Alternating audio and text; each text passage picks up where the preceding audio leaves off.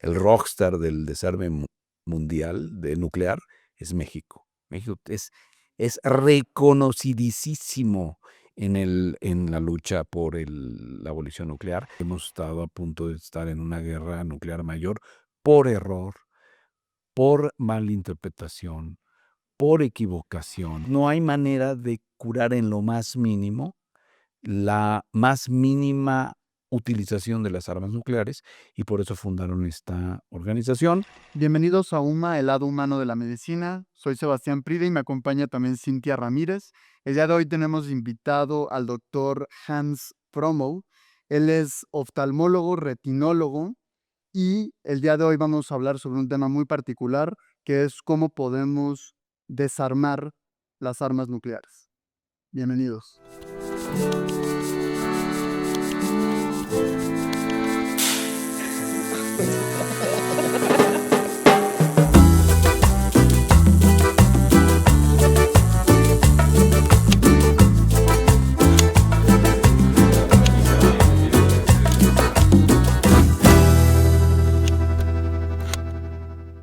Hans, muchas gracias por acompañarnos, retinólogo reconocidísimo, pero el día de hoy vamos a hablar de tu participación en la campaña internacional para abolir las armas nucleares, que les ganó el Premio Nobel 2017 de la Paz.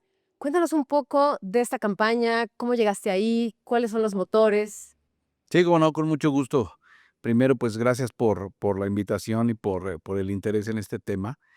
Y en realidad, originalmente yo pertenezco y trabajo y colaboro en una ONG que se llama International Physicians for the Prevention of Nuclear War, que es una organización internacional de asociaciones médicas nacionales. O sea, cada país, somos alrededor de 60 países, 60 y tantos ahorita, que tenemos una agrupación nacional de médicos que nos dedicamos fundamentalmente a la abolición de las armas nucleares. Esta ONG fue fundada en 1980 por dos cardiólogos muy famosos, el doctor Bernard Laun, que en ese entonces era profesor de cardiología en la Universidad de Harvard, y el doctor Eugene Chazov, que era director del Instituto Cardiológico de Moscú. Laun, por ejemplo, fue muy famoso y nominado al Premio Nobel de Medicina porque inventó el desfibrilador cardíaco, muchas descripción de enfermedades que no había. Y en un congreso de cardiología estaban platicando en los 80s cuál sería la muerte súbita para el mundo, porque hay una entidad clínica que se llama muerte súbita cardiológica. Y pues obviamente en el pico máximo de la Guerra Fría, donde estaba el punto más alto del número de armas nucleares en el mundo, pues concluyeron que era la existencia de las armas nucleares. Y como una de las vocaciones o acciones fundamentales del médico, pues obviamente es curar cuando se puede, consolar siempre, pero cuando no se puede nada más, lo que tenemos que hacer es prevenir. Y entonces no hay manera de curar en lo más mínimo la más mínima utilización de las armas nucleares, y por eso fundaron esta organización, que empezaron a trabajar en muchas cosas de educación para la paz. Eso les ganó el premio UNESCO Beyond War. Tuvieron un acercamiento extraordinariamente importante con Gorbachov. Si ustedes leen la perestroika, mucho de la influencia del cambio democrático en la ex Unión Soviética fue con una influencia muy importante de IPPNW y particularmente el doctor Gorbachev. Y por todas estas acciones, en 1985 a la ONG le dieron el Premio Nobel de la Paz.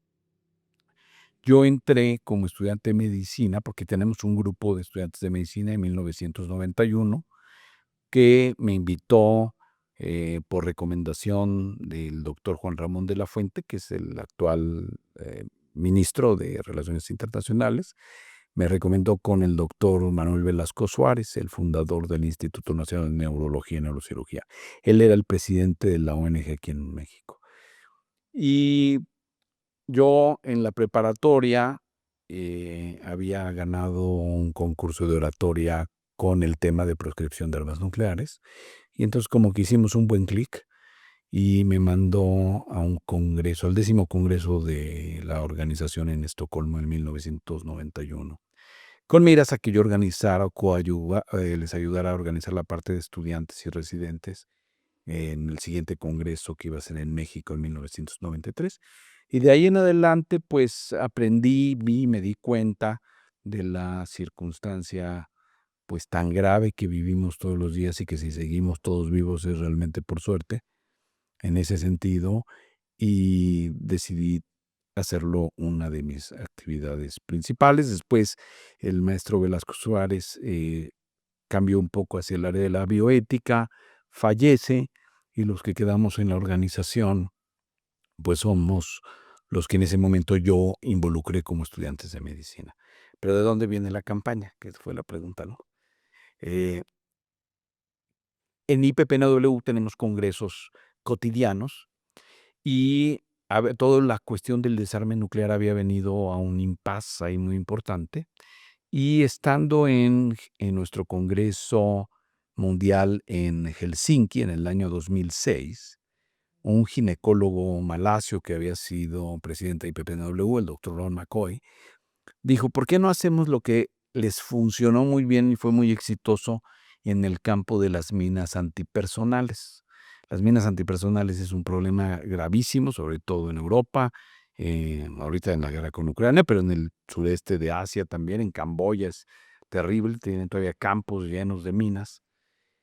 Y como no progresaba esto dentro de Naciones Unidas, la regulación, porque hay muchos intereses de los productores, siempre de armas, pero en este caso de las minas antipersonales, em, crearon la campaña internacional para las minas antipersonales. Y fue muy exitosa. La princesa Diana fue incluso muy reconocida por su involucro en esta campaña, ¿no? Entonces, se aprobó hacer esto. Nosotros somos una ONG que vivimos de donaciones, entonces buscar recursos para todo esto fue difícil, pero lo que hicimos fue apoyar la creación de la campaña internacional para abolir las armas nucleares. ¿Y qué significa esto de la campaña? Y qué significa juntar en lo que había en ese momento a todas las ONGs de todo tipo, nosotros somos médicos, pero todas las que hubiera que estuvieran trabajando en el desarme nuclear, porque cada quien tenía sus propias acciones. Entonces, quien realmente tomó en sus manos la responsabilidad de hacer todo esto fue un doctor muy importante dentro lo de IPPNW, que es el doctor Tilman Roth, que es australiano, y por eso la campaña nace en Australia. Se va a Australia y empieza con algo de recursos propios del IPPNW aportando, empezó a convocar a las ONGs y entonces empezó a crecer con poquitas. Ahorita somos más de 600 que estamos alineados en trabajo conjunto. Entonces empezó a trabajar en algunas cosas que funcionaban, otras no, hasta que por fin hubo como una coincidencia muy afortunada entre la campaña con todos nosotros, las ONGs, y una serie de países muy claves para esto. ¿Y quiénes son los países claves para esto? En primerísimo lugar, no lo van a creer, pero es así como el rockstar del desarme mundial de nuclear, es México. México es reconocidísimo en la lucha por la abolición nuclear, desde que en los años 70, don Alfonso García Robles hace y crea el Tratado de Tlatelolco, que establece por primera vez en el mundo una zona libre de armas nucleares. Y después de ese Tratado de Tlatelolco, que sigue vigente a través de el organismo que lo implementa, que se llama la OPANAL, se crearon 5 áreas libres de armas nucleares en el mundo. La mayor parte del mundo es ilegal tener en los territorios armas nucleares. Entonces, México es un país muy reconocido en esto, el otro en Noruega y el otro Austria. Entonces, con estos países se desarrollaron una serie de conferencias que se llamaron las conferencias sobre el impacto humanitario de las armas nucleares, en todos los aspectos de lo que significa el impacto humanitario. No solamente es la cuestión del que se tiran la bomba y se mueren, no solamente es eso. Y entonces se hicieron el primero de estas reuniones en Oslo, el segundo fue aquí en Nayarit, en México, y el tercero en Viena. Y estas 3 reuniones que fueron importantísimas, porque como participábamos es que estaban los representantes de los países, o primeros ministros, o los embajadores, y atrás, junto con ellos, en el mismo lugar, los miembros de la sociedad civil que íbamos a mostrar los datos científicos que tienen que ver con esto, ¿no? Y gracias a esto se creó algo que no pensamos que fuera a suceder, que es que dentro de Naciones Unidas se generó un movimiento, porque obviamente todo esto cuenta con el constante y fondeado bloqueo de los países nucleares, porque aunque si bien no firman, es un estigma muy importante. Eh, y se creó a final de cuentas el Tratado para la Prohibición de Armas Nucleares. Y por este acompañamiento de la campaña fue que en el 2017, ahora sí que a nuestra hija, la campaña de IPPW, le dieron el Premio Nobel de la Paz de ese año. Oye, Hans, ¿y por qué es tan importante este desarme nuclear visto desde el punto de vista de un grupo de médicos? O sea, porque entiendo que la ONG es un grupo de médicos que está participando activamente en estas políticas. ¿Por qué la importancia de que médicos se involucren? Realmente es una circunstancia que es importante que nos involucremos todos. Y si ahorita platicamos un poquito más de los números, de los datos, para que duerman muy tranquilos el día de hoy, eh, se van a dar cuenta por qué.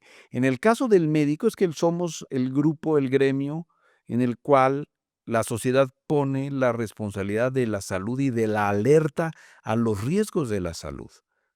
Y no tiene que ver, y no hay manera de prevenir una guerra nuclear. Digo, no hay manera de prevenirla, no hay manera de prevenir en lo más mínimo los efectos que ocasionaría una guerra nuclear a muy pequeña escala, a muy, muy pequeña escala, y mucho menos a una escala mayor. Ahorita que platiquemos precisamente de eso, nos vamos a dar cuenta de la dimensión. Entonces, tener el conocimiento de eso, ¿quién lo va a hacer? ¿Quién va a tomar en el mundo la responsabilidad de ese tipo de acciones y de prevención y de alerta a la sociedad y de todo lo que se tiene que hacer para que por lo menos hay muchas agendas importantísimas en el mundo, pero yo creo que la primera agenda es, pues, la posibilidad de seguir vivos, ¿no? Y entonces, seguramente viene la pregunta escéptica, bueno, ¿por qué vivimos si México no tiene armas nucleares, Latinoamérica no tiene armas nucleares? Es una cosa de Estados Unidos y Europa y Rusia y Corea. Está muy lejos, ¿no? Pues no, está mucho más cerca de lo que nos imaginamos los efectos inmediatos de su uso, incluso en la expresión más pequeña. Yo, antes de que vayas ahí, que es un tema que nos interesa, creo que lo mencionabas al principio y me parece un motor súper importante para el tema de por qué los médicos están involucrados. Decías, los médicos estamos obligados a prevenir lo que no podemos tratar. Y eso lo leí justo como en el manifiesto que da origen a la IPPW del doctor Velasco Suárez. Además de eso, ¿qué otras cosas te imaginas que no pueden prevenir los médicos y que habría que tratar? Es una buena pregunta, habría que pensar, yo de entrada son muchas, ¿no? Pero, el hecho ahorita que he estado ahorita les platico porque en varias reuniones precisamente de, las cuestiones de riesgos globales, porque entonces ya cuando uno se mete en esto, pues las armas nucleares son una de las tantas cosas que se van armando en un contexto de riesgos globales, ¿no? Eh y uno de ellos muy importantes es el advenimiento y expansión de la inteligencia artificial en eh, eh, en muchas bisagras, en muchas articulaciones, y muy especialmente, o sea, en medicina obviamente es un tema filosófico de reflexión y práctico en los términos diagnósticos y de tratamiento, pero en el área de armas de guerra también. Nosotros hemos documentado, todo el grupo, eh, muchas decenas de veces en que hemos estado a punto de estar en una guerra nuclear mayor por error, por malinterpretación, por equivocación, y a esto se agrega, por ejemplo, la parte de la acción de actores no estatales como los grupos terroristas, ¿no? Entonces, cada paso que damos, siempre como sociedad tenemos que reflexionar lo que implica desde el punto de vista de seguridad para todos, ¿no? Entonces, digamos, de primera instancia te contestaría eso. Oye, y decías hace un momento que no está tan lejos, ¿no? O sea, pensar que sí piensas, o sea, de manera ignorante quizás, o piensas que está, bueno, en Corea, en Rusia y tal, y dices, bueno, México es pacífico y está lejos de eso, pero ¿qué riesgos hay para esos que ¿Qué tan pensamos que cerca no está está? lejos, ¿no? Ya, y no es ignorancia, lo que pasa es de que lo natural tampoco es estar pensando en ese tipo de cosas y amargarnos el día a día, ¿no? Pero, mira, y para eso es importantísima la ciencia. O sea, uno de los trabajos que tengo ahorita en la organización, estoy como vicepresidente de IPPNW, y precisamente por mi trabajo en todo eso, que mi área más es sobre las cuestiones del impacto humanitario de las armas nucleares, hubo un proceso en la primera reunión, les platiqué que se creó el tratado, ¿no? Bueno, entonces, en la primera, todos los tratados, los países miembros se reúnen cada X tiempo para ver cómo va el tratado, cómo lo expanden, cómo lo hacen más universal. Entonces, en la primera reunión de Estados parte, decretaron la necesidad de crear un Scientific Advisory Group para normar o prever, hacer en qué áreas se tiene que avanzar en la investigación científica de diferentes disciplinas para hacer cada vez más rotunda la urgencia de la abolición de las armas nucleares o para definir ciertos conceptos que incluso están incluidos en el tratado. Por ejemplo, ¿qué significa la víctima, la asistencia a las víctimas? Y incluso esta definición, ahorita hace poquito me valió una discusión con un empresario muy, muy, muy, muy importante y famoso aquí en México, porque no entendía que las víctimas no son únicamente los que fueron atacados en Hiroshima y Nagasaki, ¿no? Eh, entonces, el tratado forma este Scientific Advisory Group y después de varias propuestas de varios países, yo formo parte de esos 15 miembros del Scientific Advisory Group.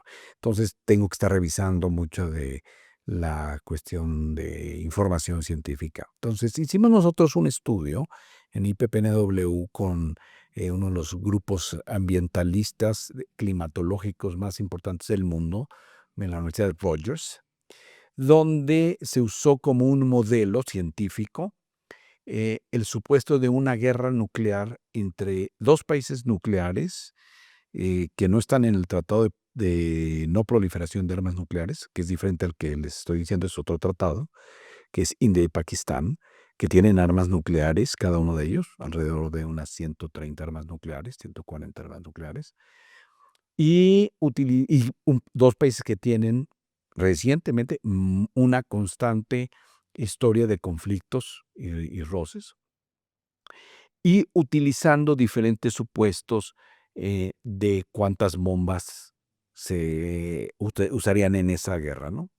Entonces, utilizando este modelo de esa guerra nuclear limitada, utilizando únicamente cada uno de ellos alrededor de 50 bombas nucleares. Hay que recordar que las bombas nucleares ahora no son como las de Hiroshima y Nagasaki.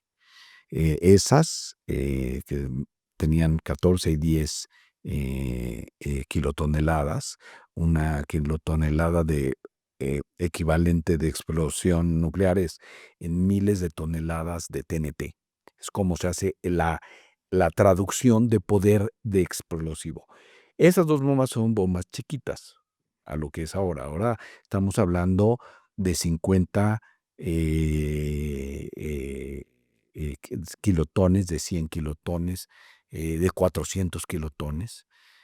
Depende, los países lo ponen dependiendo cómo lo van a usar. Hay dos tipos de armas, las estratégicas y las tácticas.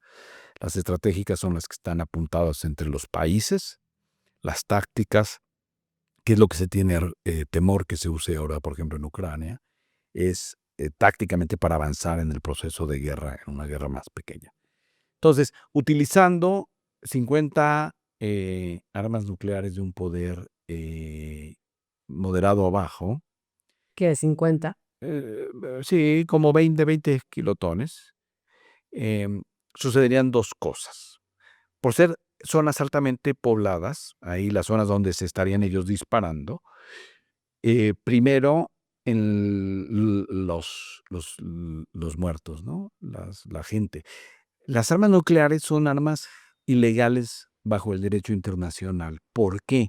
Porque no son armas legales en el sentido que no van con las normas de la guerra. La guerra tiene reglas y una de ellas es que las armas tienen que discriminar entre el enemigo y los ejércitos y la población civil. Y las armas nucleares están dirigidas a la población civil. Ese es el punto número uno. Entonces, lo que ocurriría es que en la primera semana habría 100 millones de muertos por estas armas. Que pues sí es una pena. Si nosotros hacemos una comparación, en la Segunda Guerra Mundial hubo 50 millones, otros dicen 60 millones, en toda la Segunda Guerra Mundial. Entonces son 100 millones en la primera semana. Pero hay otra cosa más. Este supuesto de estamos hablando que es menos del 2% del total de armas nucleares en el mundo. En el mundo hay 12,000, poquito más de 12,000 armas nucleares. ¿Cómo tienen ese censo? Primero es muy... Sí, porque que realmente lo reporten. Claro, no es que haya un el sistema de transparencia Bueno, obviamente hay mucho ocultismo, pero hay grupos muy importantes y que se dedican, y hay manera de saber cuántas armas nucleares tiene, con un cierto rango de precisión muy importante, pero sí hay manera de saberlo.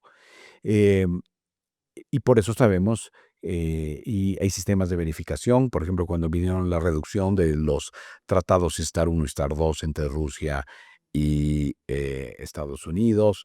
Quien tiene y lleva mejor este récord es un instituto es el Instituto de Estocolmo para la Paz, que las siglas son CIPRI, y cada año publica muchas cosas con relación a esto. Y este estimado que le estoy dando son 12,100 y tantas armas nucleares, es a diciembre del año pasado.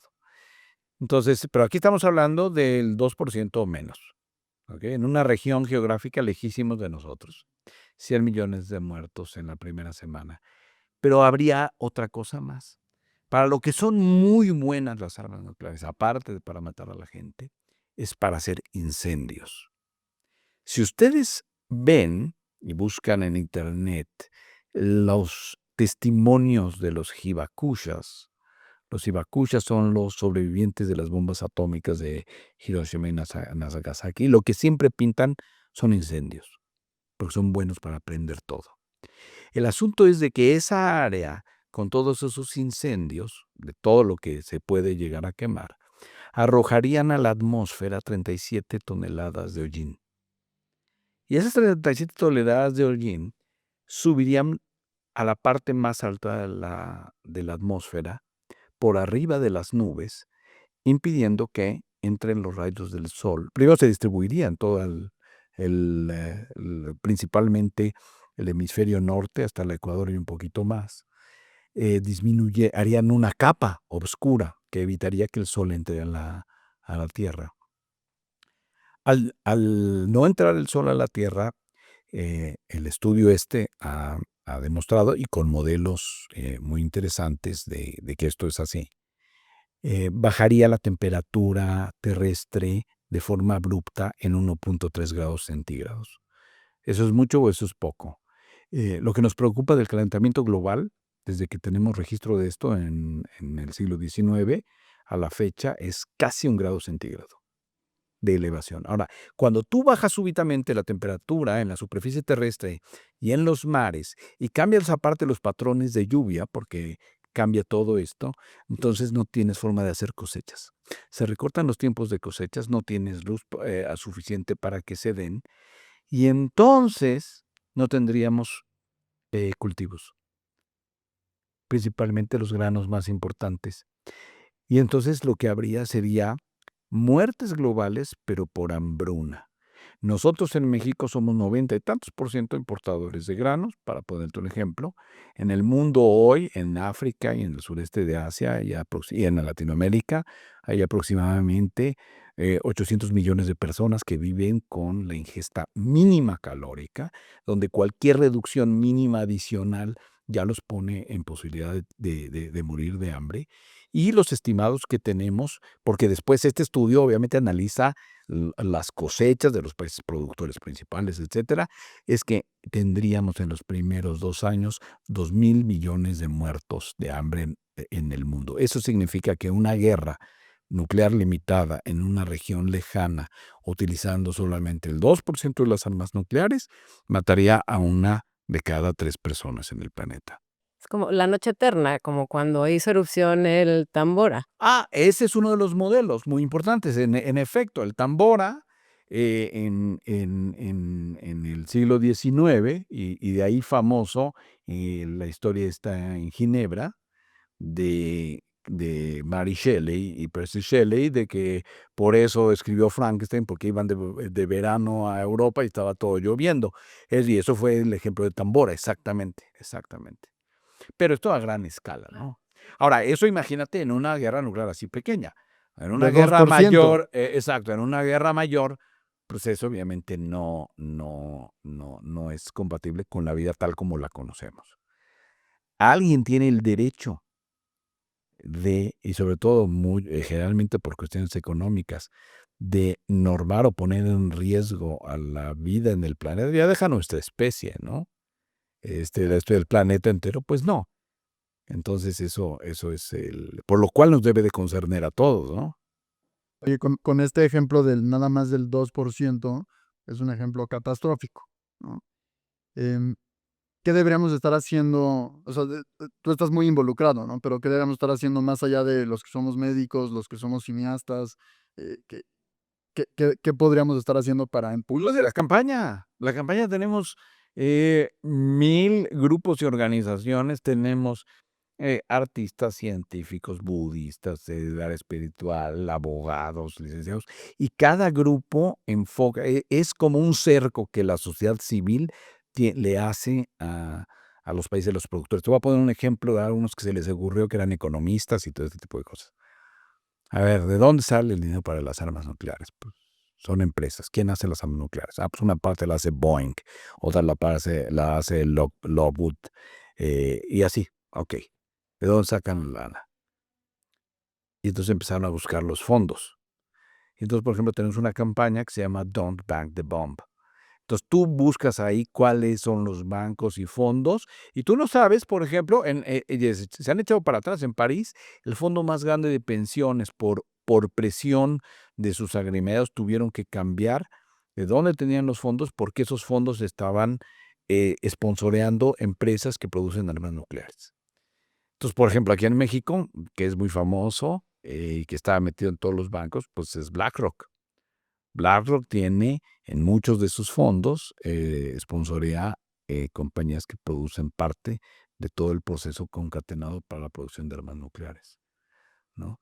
Entonces, lo primero es estar alertado y no estar como dormido, porque realmente los políticos hacen de las suyas siempre que no hay supervisión y vigilancia en las cosas. Eso pasa aquí y pasa en todo el mundo, ¿no? Y sobre todo manipulado por la parte económica. El dineral que es la producción de armas es enorme, ¿no? Ahora, Hans, ¿cómo va galvanizando este tema a las nuevas generaciones? Porque yo me acuerdo, o sea, las conversaciones de cuando yo era niña de la Guerra Fría, yo me acuerdo que yo todavía tenía un reloj y siempre lo conectaba, ¿sabes? Como estás muy pendiente de eso y es una generación que está muy sensible. Pero a las nuevas generaciones, el tema de las bombas de la Segunda Guerra les quedan muy lejos. ¿Cómo sientes que va esa sensibilización? ¿Cómo están trabajando el grupo de médicos que se acerca a la IPPW? ¿Cómo sientes ese awareness? Es una buena pregunta. Desafortunadamente, es un tema actualmente no fácil, difícil, que nos estamos enfrentando. Yo que entré como estudiante, me era más fácil involucrar estudiantes cuando yo era estudiante que ahora, porque también ven la vida de una forma distinta, ¿no? Ya que les explicas, Ya que ven esto un poquito más, entonces se empiezan a involucrar, ¿no? Y también saber que es una carrera es un maratón, no es una carrera de velocidad. O sea, la idea es estar en el tema y hay momentos que yo he estado por mi actividad de profesional, con menor actividad en la organización, con más actividad. O sea, no necesita ser. Pero sí, no es tan fácil ahora poder traducir, aunque pudiera parecer más, ¿no? O sea, es más fácil el acceso a la información que antes. Antes no, ahora podemos sacar el teléfono y sabemos todo, tú puedes checar todos los datos que te estoy dando inmediatamente y antes, pues no. ¿Verdad? Las publicaciones esas eran muy difíciles. Pero ese es un tema que estás tocando urgentísimo, porque el recambio generacional en los liderazgos de todas estas organizaciones, hoy me llegó precisamente el año que viene tenemos nuestro Congreso Mundial de IPPNW, en Nagasaki va a ser, y vamos a tener en colaboración, en unión con el grupo de Hibakushas que ganó el Nobel de la Paz este año. Van a estar con nosotros ahí en Nagasaki. Pero una de las actividades que estamos viendo ahí en el comité ejecutivo son los países que tenemos que desafiliar, que fueron creciendo, no se renovaron, no tienen nuevas generaciones. Los señores mayores, que ya eran mayores cuando yo entré, pues ya no están, ya nadie me contesta ni el teléfono. Pues entonces, eso hay un proceso de desafiliación de la organización, ¿no? ¿Y qué país, digo, nada más por curiosidad, como qué países son los que...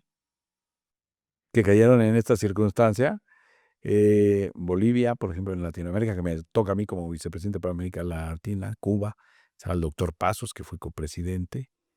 Cuba tiene una circunstancia particular, pero por ejemplo, ahorita una de las cosas que yo estoy haciendo es trabajar con ciertas filiales que estaban en ese camino, que ya les Para quedaba tratar de ahora. relacionar. Entonces, por ejemplo, los argentinos, ya mis amigos, es lo que me sigue, por ejemplo, ahora la parte médica internacional de mis amigos en la ciudad panamericana, pues uno responde, entonces los invito, y entonces ahorita estamos renovando a través de gente que tiene posibilidades y contactos, porque requieres también contactos en el gobierno, en la parte académica, voluntad de ponerle recursos y tiempo en esta cosa para poderlo hacer, porque si no, no hay de otra, ¿no?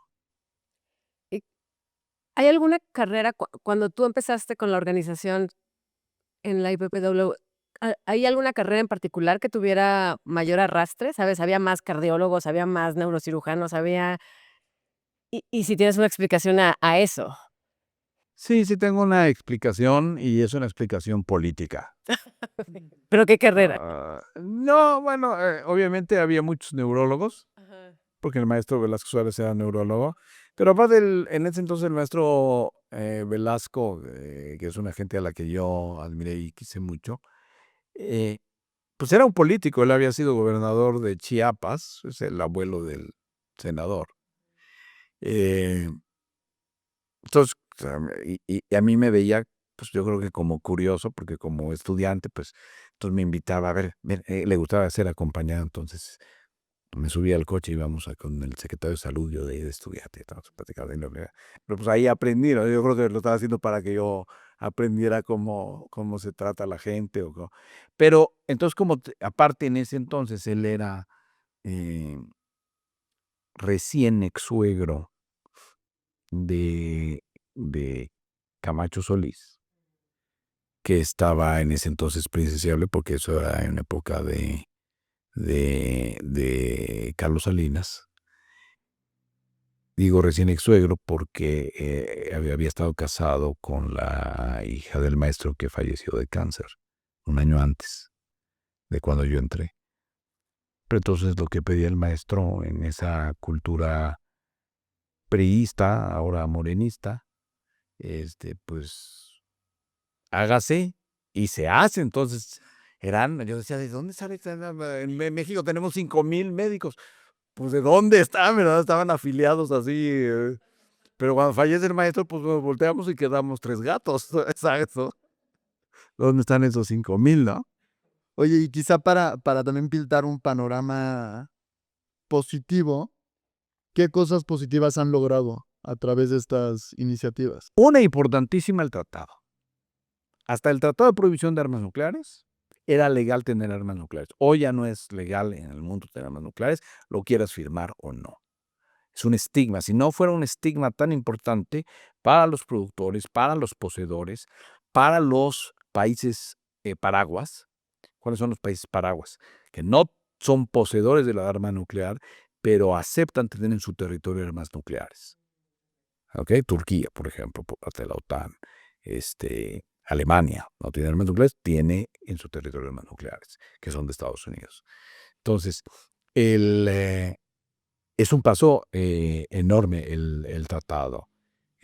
Ahí tenemos en la página de la campaña, en ICANN, la actualización de los firmatarios y de los que ya firmaron y ratificaron, porque es un doble paso. Primero el país firma y después tiene que pasar un proceso legislativo donde se ratifica, porque los tratados tienen nivel constitucional en la ley, ¿no? Entonces, esa es una parte muy importante. Si no, no podríamos explicar el bloqueo tan grande que ha tenido el tratado por los países poseedores de armas nucleares. Entonces, no es que va a ocurrir de un momento a otro y que ya mañana muy contentamente va a llegar Rusia o Estados Unidos, que son los dos principales del problema, ¿no? O sea, todos los demás, obviamente, tener una, pero los principales poseedores pues, son los Estados Unidos, ¿no? Más del 90% es de ellos. Y desafortunadamente un enorme porcentaje de esos en posibilidad de armarse en 15 minutos las armas y dispararse. Cualquier Son descuido inmediatas. enojosa. Sí. Por ejemplo, esta que les dije hace rato que teníamos documentados, una de esas que a mí me impresionó mucho fue después de Gorbachov y que ya se disolvió la Unión Soviética, estaba el presidente, ustedes recordarán, Boris Yeltsin. Boris Yeltsin era entonces el presidente de Rusia, que desafortunadamente era una persona con importantes problemas de alcoholismo, muy reconocido. Y en ese entonces, pues no había internet, no había nada, y entonces mandó un fax por parte de Noruega, avisando a Rusia que iban a lanzar un misil de investigación climatológica. Y en el desastre que fue el cambio de la Unión Soviética y la economía, y eso, pues no llegó el fax, ¿verdad? No llegó el fax, no había tinta, se traslapó, y eso nos los contó generales que estuvieron ahí. Y lo único que ven es que sale en un país no amigo, un misil. Y le presentaron la posibilidad de contestar en la misma forma. Se reunieron y una gente con esa circunstancia de alcoholismo, en esas manos de esa gente estamos. Entonces, y cada país tiene su proceso distinto. Afortunadamente, pues llegó ahí, no, pues creo que ahí con manchado de torta. Aquí decía que no era, que no Es de es. investigación. Exacto. Hans, muchísimas gracias por platicar. Nada más me gustaría preguntarte dónde podemos unirnos. Una es, si son médicos, en realidad directamente, y médicos en México, directamente conmigo. Todos los demás realmente a través de la mejor forma es entrar a ICANN. La página de ICANN nos va a orientar exactamente los grupos que trabajan en cada uno de los países. Aquí en México estamos como grupos, el otro con el que trabajo muy de cerca, que es un grupo increíble, la verdad es el de la Soka Gakkai. La Soka Gakkai es un grupo budista que tiene una labor educativa, cada rato está poniendo una exposición que tiene sobre esto. Entonces, en museos, hace poquito estuvimos en el Colegio de México inaugurando que me invitaron, siempre me invitan como a estar en la inauguración. Entonces, aquí en México está la Soka Gakkai. Hay este artista plástico que ha trabajado mucho con ICANN, Pedro. Ahorita se me va el nombre, pero está aquí en la campaña. Y no necesita ser local, puede ser a nivel global, ¿no? Pero sí, les invito mucho a ver, y si no, lo que pueden hacer también es donar, ¿verdad? Porque todo este trabajo cuesta y cuesta. Tenemos gente, tenemos una oficina de nosotros que está, y realmente es una oficina virtual. Está en Boston, antes era una oficina física, tenemos otra en Ginebra, porque muchas de las reuniones es ahí, entonces tenemos que tener presencia ahí en IPPNW, y también en nuestra página pueden donar ahí una pequeña, todo suma, y se utiliza con mucha, o sea, yo puedo decir que desde que entré y desde el año 2000, el 100% de todas las cosas que yo he hecho en IPPNW me las he pagado yo a mí mismo, y cuando se usan para agentes porque es un agente clave o un estudiante que necesitamos que dé el relevo. O sea, están muy regulados los recursos. Entonces, Muchísimas gracias, Hans, por compartirnos esto y pues Y por ese llamado a la acción. Muchas gracias. sí, no, al contrario, gracias a ustedes por el interés en el tema.